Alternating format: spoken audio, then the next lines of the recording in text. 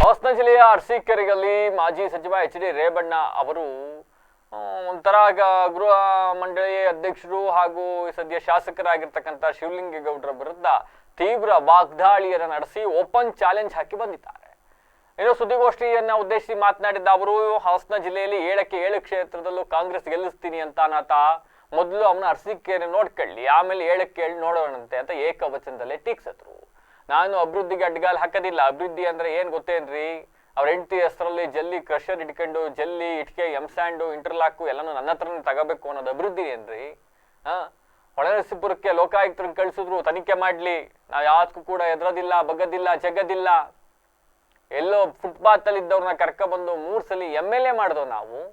ಆದ್ರೆ ಇವತ್ತು ಅವ್ರು ಮಾಡ್ತಾ ಇರೋದೇನ್ರಿ, 2028ಕ್ಕೆ ಚುನಾವಣಾ ರಣರಂಗ ಬರುತ್ತೆ, ಅವತ್ತು ಉತ್ತರ ಕೊಡ್ತೀನಿ. ಹಿಂಗೆ ಒಬ್ರು ಲೀಡ್ರು ಹಾಸನದಲ್ಲಿ ನನ್ನ ವಿರುದ್ಧ ಸ್ಪರ್ಧೆಗೆ ಬನ್ನಿ, 50,000ಕ್ಕಿಂತ ಕಡಿಮೆ ತಗೊಂಡ್ರೆ ರಾಜಕೀಯ ನಿವೃತ್ತಿ ತಗೊಳ್ತೀನಿ, ರಾಜೀನಾಮೆ ಕೊಡ್ತೀನಿ ಅಂತಂದ್ರು.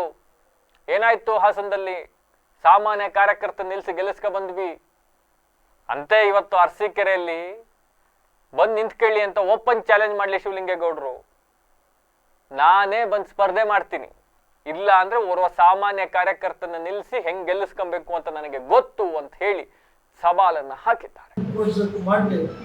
ಬೇರೆ ಕಡೆ ಜಾಗ ಹುಡುಕು ಮಾಡಿ ನಾನೇ ಅಭಿವೃದ್ಧಿಗೆ ಈಗ 30 ಕೋಟಿ ರೂಪಾಯಿ ಬಸ್ ಸ್ಟ್ಯಾಂಡ್ ಐತೆ, ಯಾವ ಕಾಂಟ್ರಾಕ್ಟ್ ನಾನೇ ಅಭಿವೃದ್ಧಿಗೆ ಅಡ್ಗಾರ ಆಗ್ತದೆ, ಯಾವ ಟೆಂಡರ್ ಆಗ್ತದೆ. ತಡೆದ್ರಿ ಅಭಿವೃದ್ಧಿ ಏನೈತೆ ಅಡ್ಗಾಡ್ತಿರೋದು ತಡೆದ್ರಿ.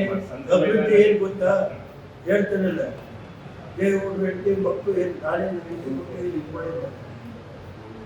ನಾವು ಹೆಂಡತಿ ಕ್ರಷರ್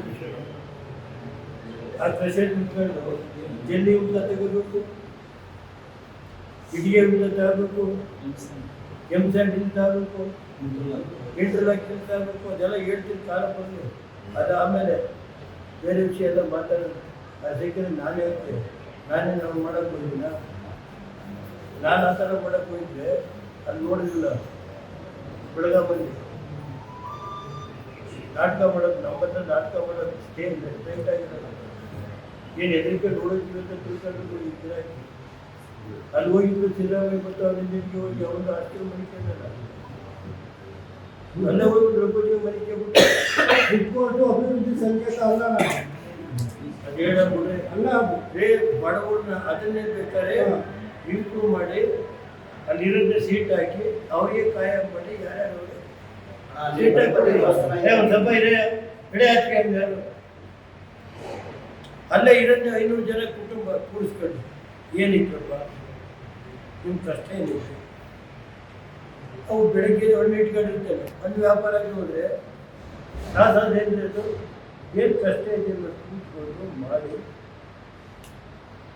ಏನೈತೆ ದುರಂಕಾರ, ಬರೀ ಅಧಿಕಾರ ಪರಮಾವಧಿ ನಾನು ಮಾಡಿದ್ದಲ್ಲ. PSC ಕಂಪ್ನಿಗೆ ಹಾಕಿ ಎಸ್ಟಿಮೇಟ್ ಕಂಪ್ನಿಗೆ ಹಾಕಿ ಏನೇನು ಉಂಟು ಗೊತ್ತೈತೆ ಬಂಡವಾಳದ. ನಾನೇನು ಎದಕ್ಕೆ ನೋಡೋದಿಲ್ಲ.